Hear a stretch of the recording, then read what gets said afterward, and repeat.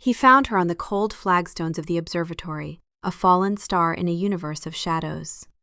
The tremor in her hand had been the first sign, a delicate, frantic shudder he'd noticed as she reached for a telescope lens. He'd covered her hand with his, a casual gesture to still it, and felt the unnatural chill of her skin. Then her eyes, the color of a stormy sea, had rolled back, and she had folded into herself, a paper doll caught in the wind. He hadn't meant to fall for her. That was the thought that kept circling, a vulture over carrion, as he gathered her into his arms, her weight terrifyingly slight. Her warmth was already fading, and somewhere in the hollow cathedral of his chest, something he thought had died centuries ago began to howl.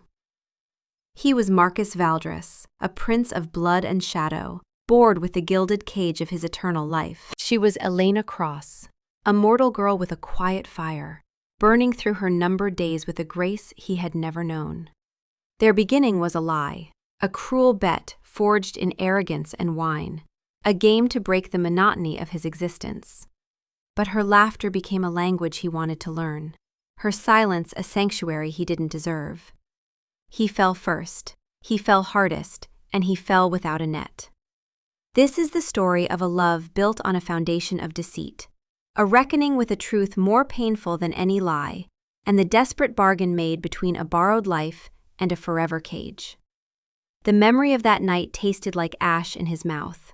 It had been 6 months ago, in the cloying opulence of the Crimson Lounge, a place his elder brothers, Theron and Cassius, favored for their particular brand of casual cruelty. The air hung thick with the scent of aged blood and entitlement. Marcus had been nursing a crystal glass of the stuff, the metallic tang doing nothing to soothe the familiar irritation coiling in his gut. His brothers were holding court, their laughter sharp and predatory as they recounted some recent conquest. Marcus was, as always, on the periphery, the youngest, the spare, the one whose immortality felt less like a gift and more like a particularly long and tedious sentence. "Look at him," Cassius had sneered, his voice a low drawl that always set Marcus's teeth on edge. "The brooding poet, still trying to find meaning in the bottom of a glass, little brother?" "Leave him be," Theron said, though there was no kindness in it. "He's contemplating the tragic beauty of it all. It's what the spares do." Their friends, Cale and Bastion, had chuckled along, a loyal chorus to his brother's derision. It was a familiar performance. Marcus was the family's disappointment, too soft, too distracted, lacking the ruthless ambition that defined the Valdres line. He didn't crave power over the sprawling vampire territories. He craved something he couldn't name, a color he'd never seen. "He needs a project," Cale suggested, leaning forward, his eyes gleaming with the kind of malicious inspiration that thrived in the Crimson Lounge. "A distraction." He gestured vaguely toward the window, which overlooked the moonlit grounds of the Valerius Academy, the joint institution where humans and vampires maintained a fragile, centuries-old truce of coexistence and study. Plenty of little mortal pets over there, fragile things, so full of fleeting, frantic life. Perhaps one of them could teach our Marcus how to feel something again. The bet was born from that sneer. It was simple, vulgar, and aimed directly at the heart of Marcus's pride. The human girl, Elena Cross. She was a new student in the experimental medicine program, a quiet, studious creature who kept to herself. She was known for spending her evenings in the Academy's grand observatory, a place most vampires avoided, finding the vast, cold emptiness of space unsettling. She was, in their estimation, the perfect target. Unremarkable, isolated, and utterly oblivious to the games the predators in her midst liked to play. "Make her fall for you," Bastion had proposed, swirling his drink. "Properly, not just some fleeting infatuation. Make her believe you are her whole world. And prove it. Bring us a lock of her hair, given freely as a token of her devotion. By the spring equinox," Cassius added, sealing the timeline. 5 months. Marcus should have refused.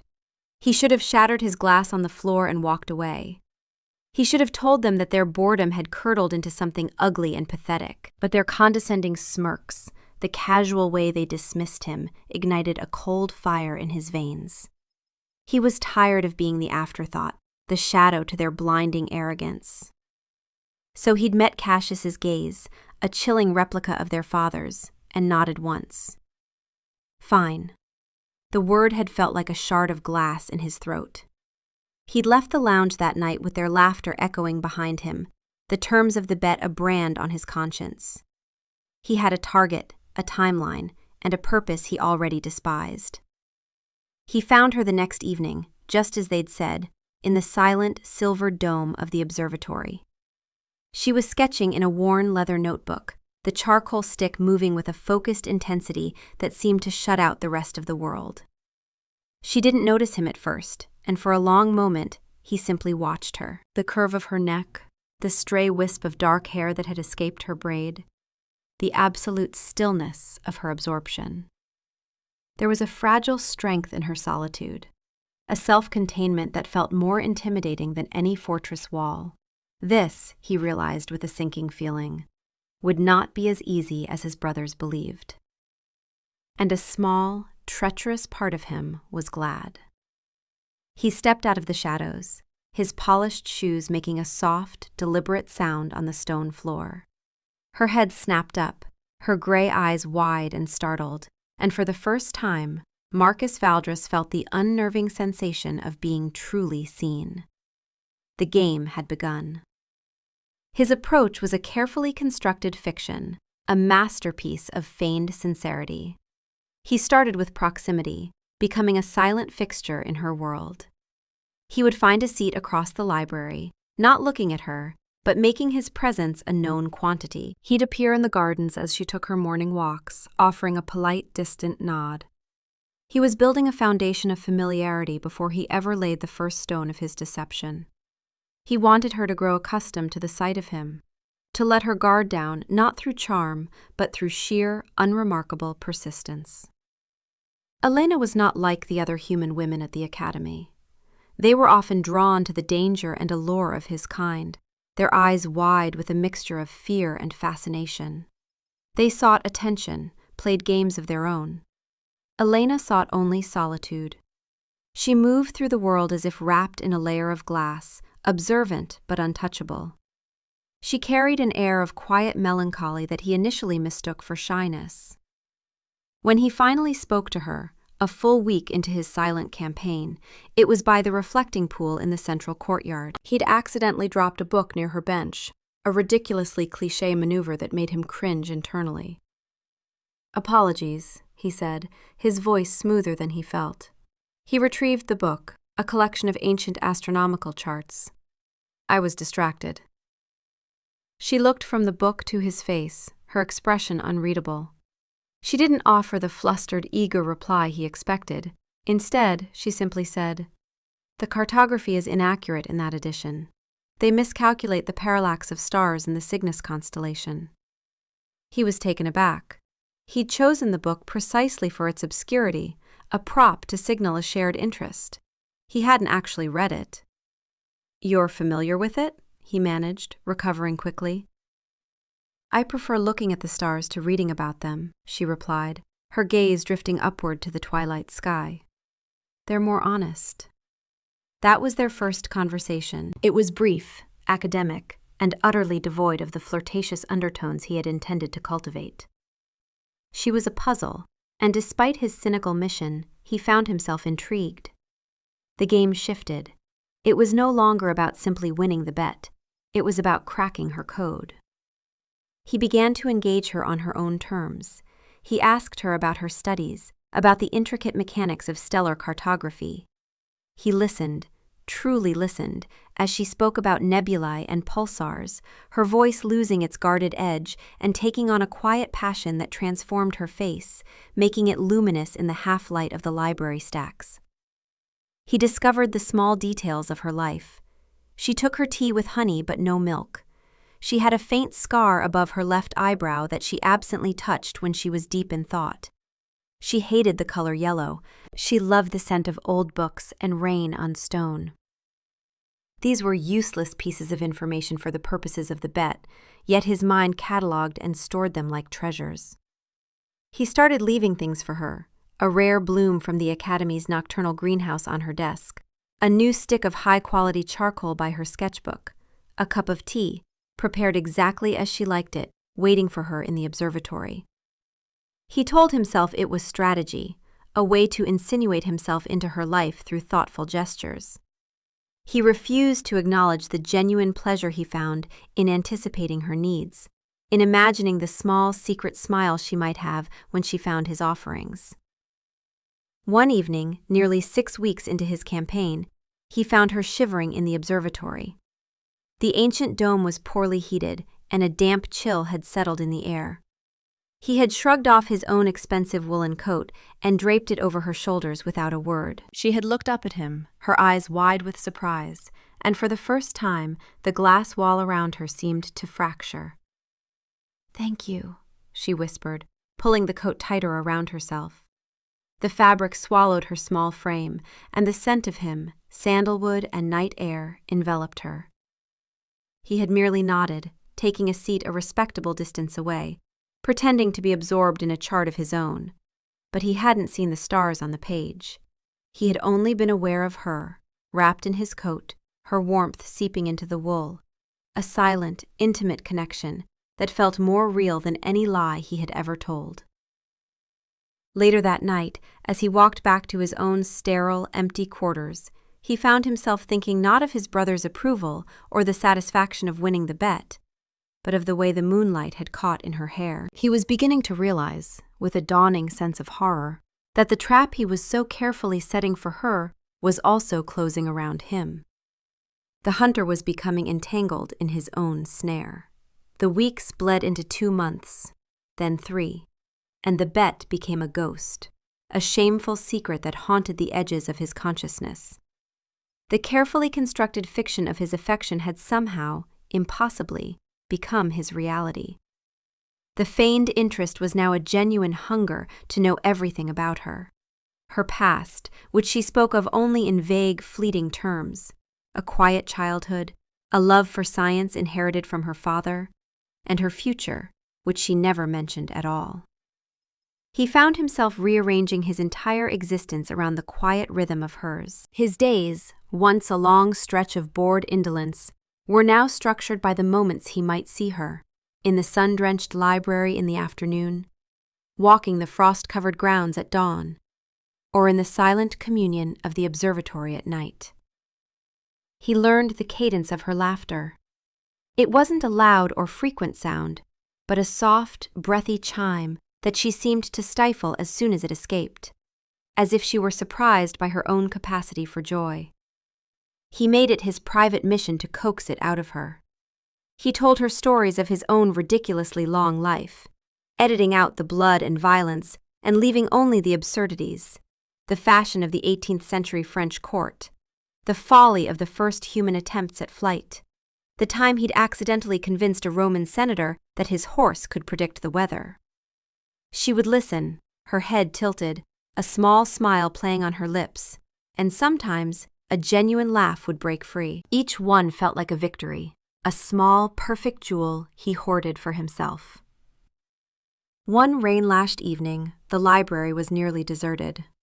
The storm had knocked out some of the enchanted lighting, casting the long aisles of books into a deep, Gothic gloom.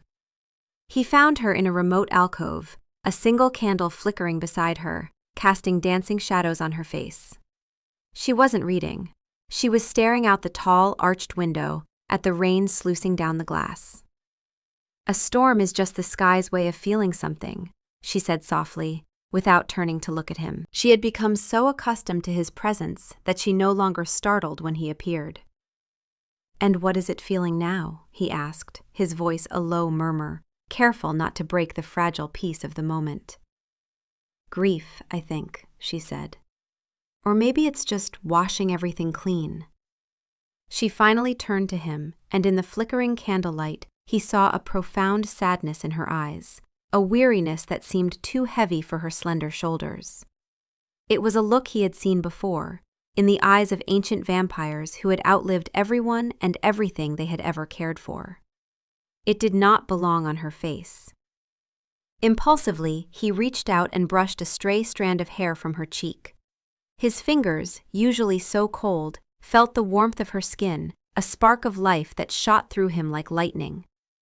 It was the first time he had touched her with anything other than accidental grace. Her breath hitched, and her eyes searched his, full of questions he couldn't answer. He saw fear there, but also a flicker of something else, a longing that mirrored the ache in his own chest. He should have pulled away. He should have remembered the bet, the lie that was the foundation of this entire moment. But he couldn't. He let his thumb trace the line of her jaw, a feather-light touch, and the world narrowed to the space between them. The scent of rain and old paper, the frantic, impossible beat of her heart against the stillness of his. He was lost. The game was over, and he had lost spectacularly. He no longer cared about the lock of hair, the spring equinox, or the smug satisfaction on his brothers' faces. He cared only about this mortal girl with the ancient sadness in her eyes.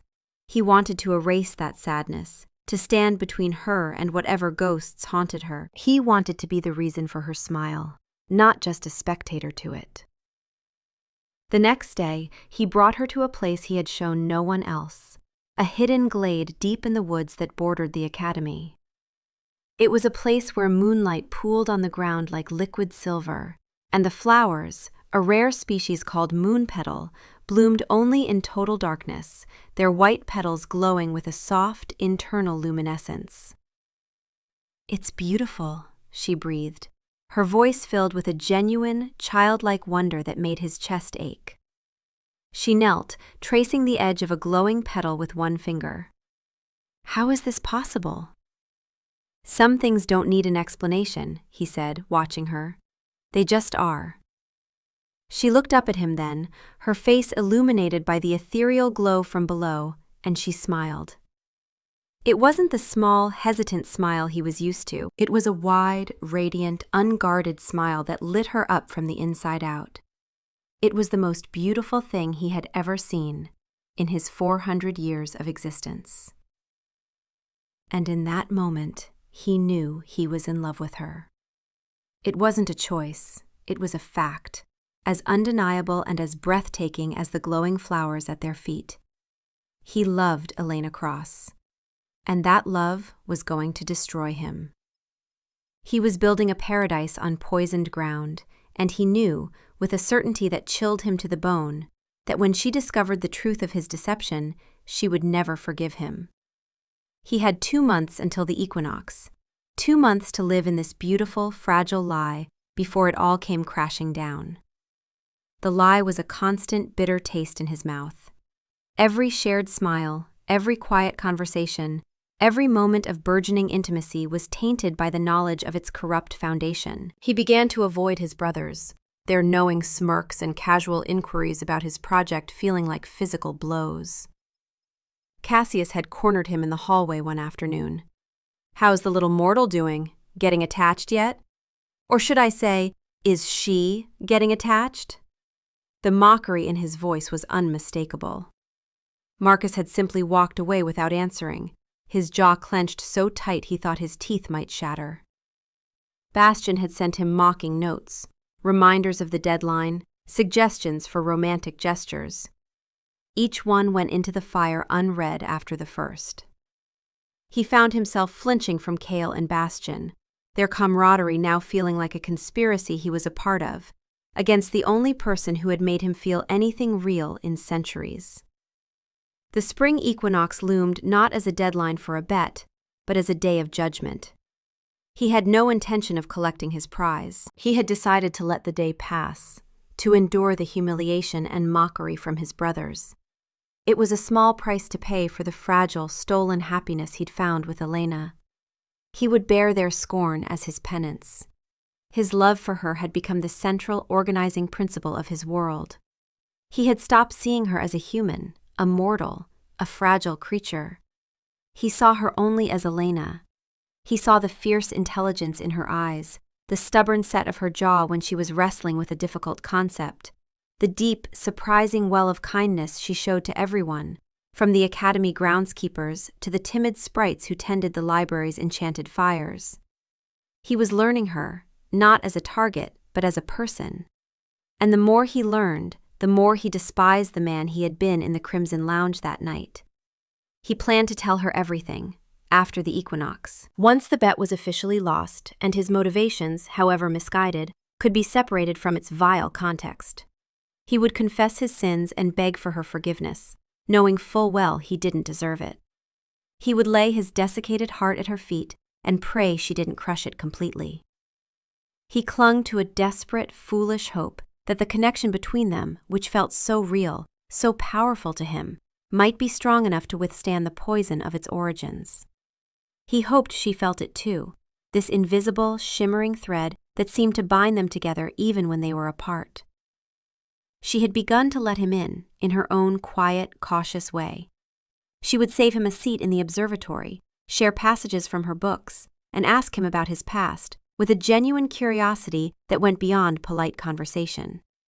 She seemed to be slowly, carefully lowering her own walls. He saw it in the way she no longer flinched from his casual touch, the way she would sometimes meet his gaze across a crowded room and hold it for a heartbeat longer than necessary. He was starting to believe, to hope, that she was falling for him too. He was a fool. The collapse happened on a bitterly cold night just 2 weeks before the equinox. They were in the observatory, charting the path of a newly discovered comet. The air was crystalline, and the stars seemed close enough to touch. Elena was more animated than he'd ever seen her, her cheeks flushed with excitement in the cold. She was explaining the comet's trajectory, her hands moving with fluid grace as she pointed out constellations. "It's an Oort cloud comet," she was saying, her voice alive with passion. "Its orbit is thousands of years long. We're seeing something that no one has seen since before the first pyramids were built, and no one will see it again for just as long." She turned to him, her eyes shining. "Doesn't that make you feel wonderfully small?" He smiled. "With you, I feel anything but small." The words were true, spoken from the very core of his being. A blush crept up her neck, and she turned back to the telescope, suddenly shy. That's when he saw it. The tremor in her hand as she reached for the focusing knob. It wasn't a shiver from the cold. It was a violent, uncontrollable shudder that he'd seen growing worse over the past 2 weeks, though she'd tried to hide it. "Elena?" he asked, his voice sharp with a sudden nameless fear. He reached for her hand, and it was like touching ice. Her face had gone ashen, her lips tinged with blue. Her eyes, wide and terrified, found his. "Marcus," she whispered, her voice a thread of sound. And then she fell. He caught her before she hit the ground, her body limp and terrifyingly light in his arms. He roared her name, the sound swallowed by the vast, indifferent silence of the dome. He pressed his fingers to her neck, searching for the frantic, fluttering pulse of her life. It was there, but it was weak, thready, a dying bird trapped in a cage of ribs. Panic, an emotion he hadn't truly felt in centuries, seized him in its icy grip. He gathered her up, his coat falling forgotten to the floor, and ran. He moved with the preternatural speed of his kind, a blur of shadow and desperation, the cold night air tearing at his face. The academy, with its placid courtyards and ancient halls, seemed to mock his terror. He burst through the doors of the medical wing, his voice a raw command for help, the sight of the dying human girl in the arms of the vampire king's youngest son sending a wave of shock through the sterile, brightly lit halls. They laid her on a bed, and a swarm of medics descended, pushing him away. He was left standing alone in the corridor, the chilling cold of her skin still imprinted on his hands, the echo of her whispered name a wound in his soul. The hours that followed were a unique form of torture. He was barred from her room, left to pace the white, sterile hallway like a caged animal. The human doctors and nurses spoke to him in hushed, evasive tones, their professional calm a thin veneer over their fear of him. They knew who he was. They saw a predator, not a man terrified of losing the center of his universe. They spoke of stabilizing her, of running tests, of pre-existing conditions. The words were meaningless static. All he knew was that Elena was on the other side of that door, and he was powerless to help her. His mind was a maelstrom of self-recrimination. He replayed their last moments in the observatory over and over. Had he missed something? Had there been other signs? The occasional paleness he'd mistaken for fatigue, the way she sometimes pressed a hand to her temple as if warding off a headache, the slight tremor he had first noticed weeks ago and dismissed as nervousness, then watched grow more pronounced in recent days. He had been so consumed by his own deception, his own burgeoning love, that he had been blind. He had been noticing the details of her, the scent of her hair, the sound of her laugh, but he had missed the truth of her. He had failed to see that she was fragile, that she was in pain, that she was dying. Frustration curdled into rage. He was a prince of the Valdres line, a being of immense power and influence. He was not meant to be helpless. After 8 hours of pacing, he cornered the chief physician, a stern-faced human named Dr. Alistair Finch, pinning him to the wall with nothing more than the force of his gaze. "Tell me what is wrong with her," Marcus snarled, his voice a low, dangerous rumble. "Now." Finch, to his credit, barely flinched. "Prince Valdres, I am bound by patient confidentiality." "And I am bound by nothing," Marcus retorted, his control fraying. "That girl in there is under my protection. Her health is my concern." He released the doctor and straightened, pulling on every ounce of royal authority he possessed. "I am invoking royal medical provision under the Valerius Accord. In cases where a vampire of the royal line has declared formal protection over a human ward, medical information may be shared to ensure adequate supernatural safeguards are in place. You will give me her medical file. This is not a request, Dr. Finch. It is a lawful invocation of treaty rights." The threat was legitimate, backed by centuries-old law. He saw the flicker of calculation in the doctor's eyes, the weighing of protocol against legal obligation, and the very real danger of a cornered vampire. After a long, tense moment, Finch gave a curt nod. "Very well. But what you find in there, it is not a simple matter." The doctor led him to a records room, the air thick with the scent of antiseptic and paper. He retrieved a thin folder and handed it to Marcus, his expression a mixture of pity and professional detachment. Marcus snatched it from his hand and opened it.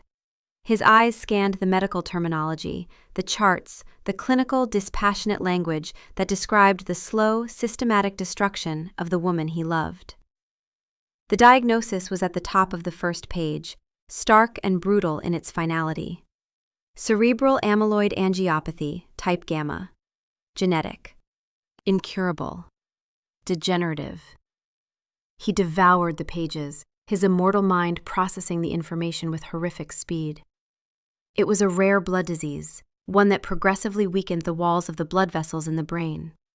The prognosis was laid out in a cold, unforgiving timeline. Progressive cognitive decline, recurrent microhemorrhages, increasing frequency of seizures and loss of consciousness. And then the final, damning sentence. Typical life expectancy post-diagnosis? 6 months. The date of the diagnosis was stamped on the page. It was from 4 months ago, 2 months before he'd even made the bet, from when she had first arrived at the academy seeking access to their experimental medical research program and vampire healer consultations, hoping against hope for a supernatural cure. 6 months to live. She had known. The entire time he had been pursuing her, playing his foolish, arrogant game, she had known she was dying. Every shared glance, every smile, every quiet conversation was suddenly cast in a new, horrific light. He thought back to her words, her actions, the melancholy he'd mistaken for shyness, her reluctance to speak of the future, her comment about the storm washing everything clean, the way she'd said the stars were more honest than books. It hadn't been poetry, it had been a confession. She had come to the academy hoping for a miracle, and when none came, she had decided to live what remained of her life as fully as she could. A wave of nausea, a purely human reaction he hadn't experienced in centuries, washed over him. He stumbled back, leaning against a shelf of files to keep from falling. The truth hit him with the force of a physical blow, knocking the air from his lungs. she wasn't falling for him. She had never been falling for him. She was a dying girl, living out her last few months. She knew her time was short, and she had decided to allow herself one beautiful, fleeting experience before the end. He hadn't seduced her. He hadn't won her heart. He had simply been a convenient distraction, a fantasy, a story she was telling herself as she waited for the final page to turn. He was her last beautiful thing. The realization was a shard of ice in his heart, infinitely more painful than the sting of a lost bet. The bet was a joke. This was a tragedy. And his love, the one pure, real thing he thought he possessed, was just a part of her goodbye. The hours after the discovery were a blur of cold, silent fury. The pain was so immense, so all-consuming, that it transcended grief and settled into a kind of diamond-hard resolve. He felt nothing and everything at once. The love he felt for her hadn't vanished. It had been twisted, reforged in the fires of this new, terrible knowledge. It was no longer a tender, hopeful thing. It was a fierce, possessive, desperate force. He didn't care why she had let him into her life. He didn't care if her feelings were a lie, a palliative measure against the terror of her own mortality. It didn't matter. He loved her, and he would not let her die. There was only one way, a solution so extreme, so forbidden, that it was spoken of only in whispers even among the oldest vampire houses. The blood bond. Not the lesser bond a vampire could form with a human servant, but the true bond, the sanguis aeterna, an exchange of heart's blood between a human and a pure-blood vampire. It would rewrite her very biology, purging the disease from her cells and granting her a form of immortality, binding her life force to his for as long as he existed. It was a merging of souls, a permanent, irrevocable chain. It was also a tremendous sacrifice for the vampire. The initial sharing of power would leave him weakened for decades, vulnerable, and it would tie him forever to a single being. For a prince of the Valdris line, whose lifespan was measured in millennia, forever was a very long time. He left the medical wing without a word to anyone, a phantom moving through the sleeping academy.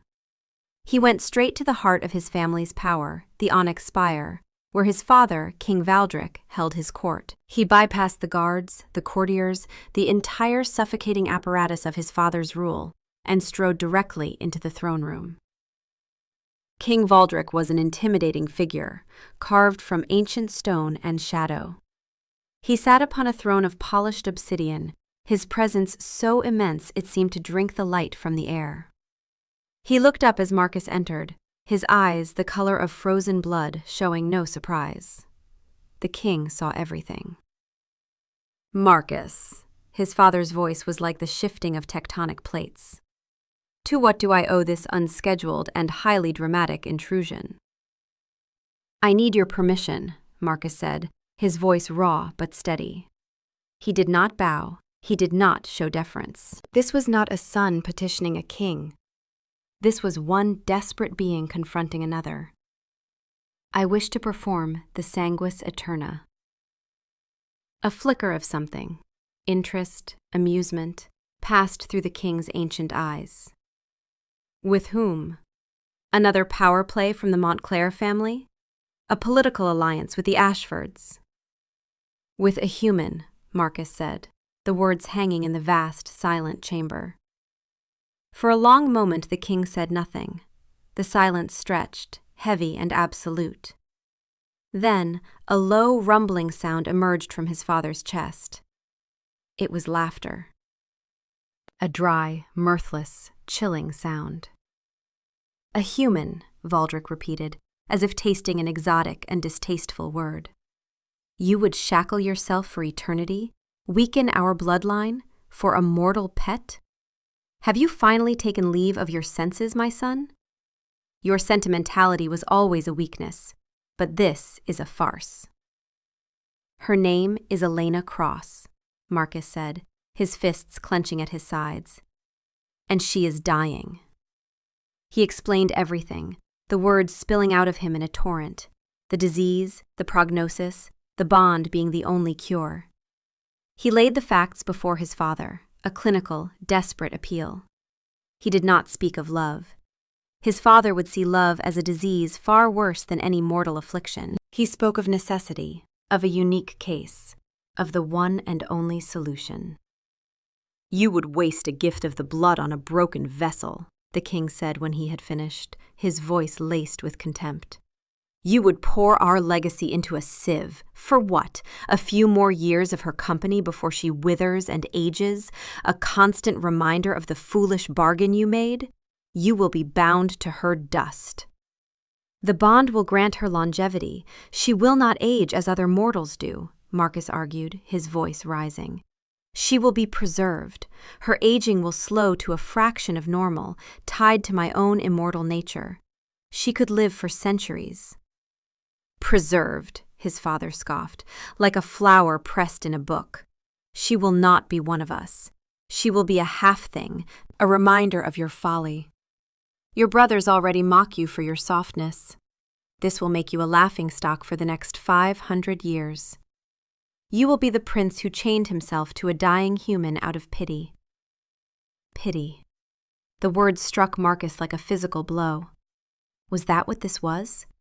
Was his desperation born not of love, but of a pathetic, sentimental pity for the dying girl? The thought was poison, but he forced it down. "I do not care what they call me," Marcus said, his voice dropping to a low, intense whisper. He took a step closer to the throne, meeting his father's icy gaze without flinching. "I am not asking for your blessing. I am not asking for your understanding. I am your son, a pureblood of the Valdris line. The right is my birthright. I am informing you of my intent." He saw the shift in his father's expression. The contempt was still there, but it was now joined by a flicker of grudging respect. Marcus was not pleading, he was declaring. He was, for the first time in his life, acting like a true son of the Valdris line, unyielding, defiant, and utterly certain of his course, no matter the cost. The king leaned back in his throne, steepling his long, elegant fingers. "The cost will be greater than you imagine, my boy. You will feel the frailty of her mortality in your own veins, every ache, every pain. You will be weakened, perhaps for a century. Your enemies will see it. Your brothers will capitalize on it. You are making yourself a target." "Let them come," Marcus said, his voice devoid of fear. "The only thing I fear is a world without her in it." King Valdric stared at him for what felt like an eternity. The ancient, powerful mind behind those frozen eyes was weighing calculations Marcus could not even fathom. Finally, he gave a slow, deliberate nod. "Do as you will," he said, his voice flat, dismissing him. "But when you are kneeling in the ashes of your own sentimentality, do not come crying to me. You have chosen your cage. Now go and lie in it."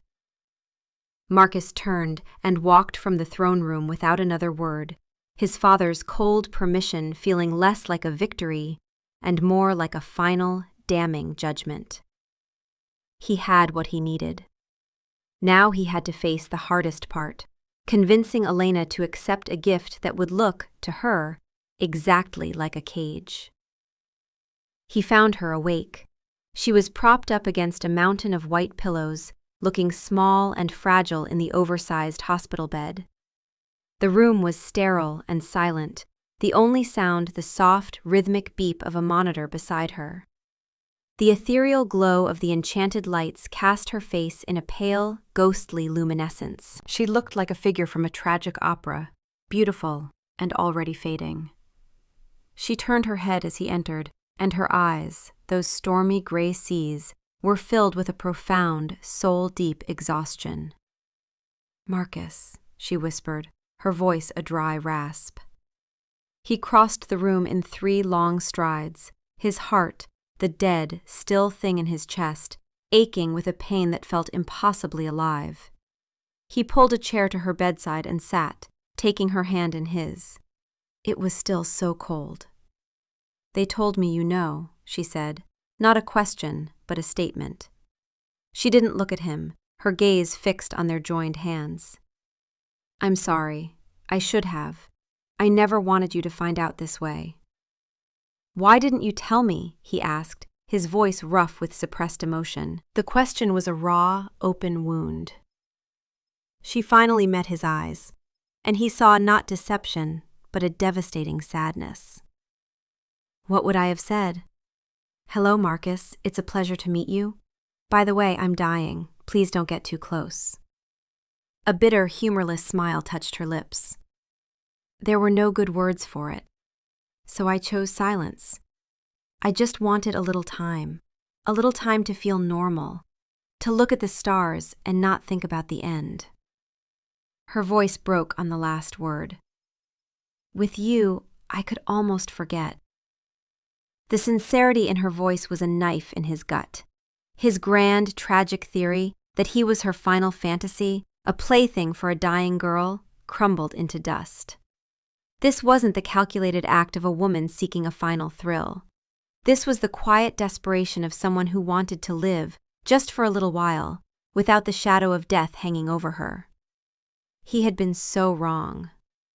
His pain had made him selfish, blind to the truth of hers. Elena, he began, his voice thick, it doesn't have to be the end. He explained it to her then, the bond, the sanguis aeterna. He spoke of the magic, the ancient rite, the way it could scour the disease from her blood and tie her life to his. He laid out the promise of a future, of time, of a life saved from the brink. He watched her face as he spoke, searching for the flicker of hope, the dawning of relief. He saw none of it. As he finished, her expression hardened, the soft vulnerability replaced by a stark, resolute horror. She pulled her hand from his. The gesture was more violent than a slap. No, she said, her voice quiet but absolute. He stared at her, uncomprehending. No? Elena, did you hear me? This is a cure, the only cure. It will save you. Save me? She echoed, and now her voice was trembling, not with weakness, but with a burgeoning anger. And what will it do to you? You're talking about binding yourself. To me. Forever.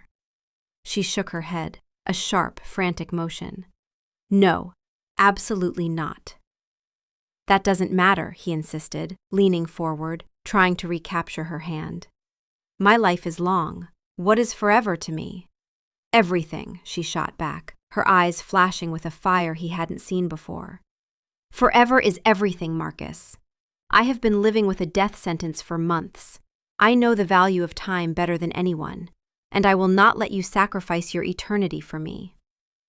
It is not a sacrifice. It is a choice. My choice. It's a choice born of pity, she cried, and the word, the same one his father had used, struck him silent. You found out I was dying, and your guilt, your noble, princely guilt, is compelling you to do this insane thing. You don't love me, Marcus. You feel sorry for me. And I will not be your charity case. I will not be your gilded cage. The injustice of her words was so profound it stole his breath. Pity? Was that what she saw in his desperate, frantic love? Was he so incapable of expressing the truth of his heart that she could mistake it for something so cheap, so insulting? You think this is pity? He asked, his voice dangerously soft. What else could it be? She whispered, tears welling in her eyes, turning them to liquid silver. We've known each other for 4 months. You're a prince. I'm a broken thing, a project, a sad story. I won't let you chain your magnificent, endless life to my sad story. I would rather die. Do you understand me? I would rather die than be your burden. Her words were meant to protect him. He knew that. It was a final, selfless, heartbreaking act of love. She was trying to save him from himself, from a choice she believed he would regret for the rest of eternity. She was pushing him away to set him free. And it was destroying him.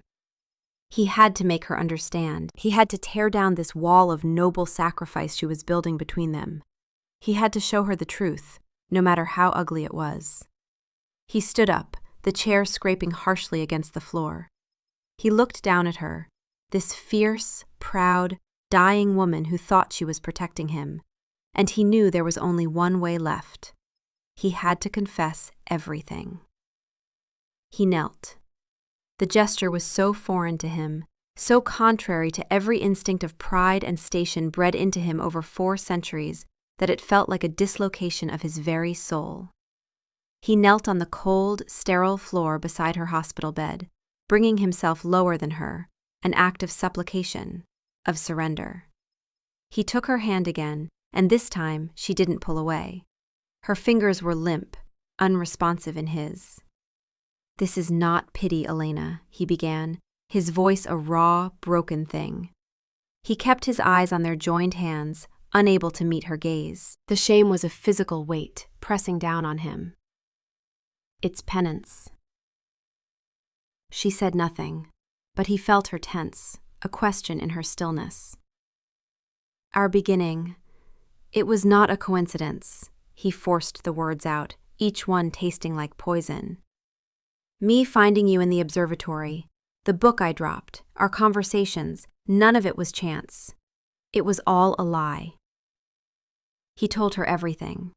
He told her about the Crimson Lounge, about his brother's mockery, about Kale and Bastion. He told her about the bet. He spared no detail, painting himself as the arrogant, bored, pathetic creature he had been. He told her about the lock of hair, the spring equinox deadline. He confessed the entire, sordid, disgusting truth, laying the full weight of his deception before her. He felt her hand twitch in his, a small, involuntary flinch, but she did not pull away. When he was finished, a heavy, suffocating silence filled the room, broken only by the steady, rhythmic beep of the heart monitor. "I was a fool," he whispered, finally daring to look up at her. Her face was a pale, unreadable mask, her eyes searching his, looking for something, he didn't know what. Tears were streaming silently down her cheeks, but she made no sound. "I was a cruel, petty child playing a game. But then I met you. And you weren't a game. You were real. You were the first real thing that has happened to me in a century." He squeezed her hand, his desperation pouring into the touch. "The bet was forgotten the moment you first laughed. Everything I did, everything I said after that first week, it was all real. My feelings for you are real. I fell in love with you, Elena. I fell in love with your quiet strength, your brilliant mind, the way you look at the stars as if you see the face of God. I fell in love with you, not the dying girl, not the sad story, with you." He lowered his head, pressing his forehead to their joined hands. "When I found your file, my first thought wasn't pity. It was rage. Rage that the universe would be so cruel as to take you from me. Rage that I had wasted so much time on a lie when I could have been spending it loving you honestly. This bond, it's not a cage for you, Elena. It's my redemption. It's the only way I can prove to you that what I feel is real. It's the only way I can make up for the lie I started with." He looked up at her again, his own eyes burning with unshed tears. "You said you wouldn't be my cage. You have it backwards. From the moment I met you, I have been yours. You are the only trap I have ever wanted. Please, don't save me. Let me save you." Her breath hitched, a choked, ragged sob. The carefully constructed walls of her resolve, her selfless determination to protect him, crumbled. The truth of his confession, as ugly as it was, had paradoxically proven the truth of his love. He hadn't offered the bond out of simple pity for a dying girl. He had offered it out of a desperate, all-consuming love for the woman he had betrayed and now could not live without. Her tears were no longer silent. They flowed freely, a release of months of fear, of loneliness, of the terrible burden of her secret. "Marcus," she wept, her voice breaking his name into 1,000 pieces. She lifted her free hand, her fingers trembling, and laid it against his cheek. Her touch was a benediction, an absolution. In her eyes he saw not judgment or disgust, but a dawning, fragile hope. It was the hope he had clung to, the hope he thought he'd lost. "Yes," she whispered, the word so soft he almost didn't hear it. "Okay, yes." The word was a key turning in the lock of his despair. It was the beginning of everything. The rite was performed in secrecy, in the deep, quiet hours before the dawn. Not in the sterile confines of the medical wing, but in the observatory, the place where their story had truly begun. He carried her there, her body still weak, and laid her gently on a bed of velvet cloaks he had arranged beneath the great telescope, directly under the open dome and the silent, watching stars. The only light came from the cosmos and from a single, thick candle that smelled of ancient wax and herbs. The king had sent what was required, a silver chalice and a ritual dagger with a handle of carved obsidian. No words of encouragement, no blessing, just the cold, pragmatic tools for the task at hand. It was more than Marcus had expected. He knelt beside her, the dagger in his hand. "Are you afraid?" he asked softly. Elena looked from his face to the vast, star-dusted sky above. "I've been afraid every day for the last year," she said, her voice steady. "Tonight, I feel something else." She met his eyes. "I trust you." Those 3 words were a greater gift than any he had ever received. He leaned down and kissed her, a slow, tender kiss that was both a promise and a prayer. It was not a kiss of passion, but of profound, reverent intimacy. When he pulled back, he saw the same trust shining in her eyes. He made the first cut on his own palm, a clean, deep line from which his preternaturally dark blood welled, thick and slow. He held the chalice beneath it, letting it pool in the silver cup. Then, with infinite care, he took her hand. He paused, the dagger's edge hovering over her skin. "It will hurt," he warned. "I know," she whispered. "Some things are worth the pain." He made the cut, a mirror of his own, and her blood, so terrifyingly human and bright, flowed into the chalice, mingling with his. The moment their blood touched, a soft golden light bloomed in the cup, pulsing with a gentle rhythmic energy, like a new heart taking its first beat. He set the dagger aside and lifted the chalice with both hands. "Drink," he murmured, bringing it to her lips. She drank, her eyes never leaving his. He watched her swallow the impossible concoction of life and undeath, of mortality and eternity. Then she took the chalice from him, her hands surprisingly steady, and held it to his lips. He drank. The taste of her blood was life itself, sunlight, pain, salt, and a sweetness that broke his heart. It was the taste of her soul. The moment he swallowed, the bond slammed into place. It was not a gentle merging, but a violent, cataclysmic collision of 2 worlds. He felt everything. He felt the disease in her veins, a cold, slithering poison, and his own ancient blood rising like a tide to meet it, to burn it away. He felt the memory of her pain, the chronic exhaustion, the fear, the crushing loneliness of her secret. It flooded his senses, a century of agony compressed into a single, blinding moment. He cried out, his body arching in a spasm of sympathetic pain. And through it all, he felt her consciousness, her spirit, a quiet, brilliant flame, now intertwined with his own. He felt her awe, her terror, her trust. He saw flashes of her life. A little girl with scraped knees looking up at the night sky with her father. A young woman in a laboratory, her face lit by the blue glow of a screen. The day she received her diagnosis, the world turning gray around her. And she felt him. She felt his centuries of loneliness, his boredom, his shame over the bet, and the overwhelming, desperate, unconditional love he had for her. There were no more secrets between them. They were laid bare to one another, soul to soul. He collapsed beside her, his body trembling, utterly spent. The initial transfer of power had left him weaker than he had ever been in his life. He felt fragile, breakable, human. He turned his head, his cheek pressing against the cool velvet of the cloaks. Elena was watching him, her face pale, but her eyes clearer and brighter than he had ever seen them. The bluish tint was gone from her lips, replaced by a healthy rosy flush. On the back of her hand, over the healing cut, a mark was forming, a faint silver tracery, like a stylized star or a delicate snowflake.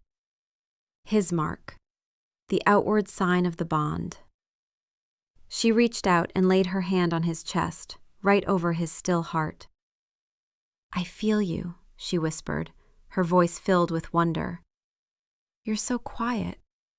He managed a weak smile, covering her hand with his. "And you," he murmured, his own voice hoarse, "are so wonderfully loud." He could feel the strong, steady beat of her heart as if it were his own, a rhythm of life that promised to echo in his soul for all eternity. They lay there in silence for a long time, watching the stars wheel overhead, two separate beings who were now, and forever, a part of one another. The aftermath was quiet. Elena's recovery was swift. The bond had not just halted the disease, it had eradicated it. Her body slowly but surely knitting itself back together under the influence of his immortal blood. He, on the other hand, remained weakened. A profound weariness settled deep in his bones, a constant reminder of the price he had paid. Simple tasks required effort. Walking long distances left him breathless. He had to relearn the vulnerability of a physical form that could be hurt. But it was a price he would pay 1,000 times over. Every morning he woke and saw the healthy color in her cheeks. Every time he heard the new, easy strength in her voice, he knew he had made the right choice. He fulfilled the final term of the bet himself. 3 days after the bonding, when he had recovered just enough strength to walk to the Crimson Lounge without collapsing, he went. His brothers and their friends were gathered, as always. He strode to the center of the room and, without a word, slammed a small velvet pouch onto the table. "What's this, little brother?" Cassius drawled. "Come to finally concede?" Marcus met his gaze, his own eyes cold and hard despite his physical weakness. "My winnings."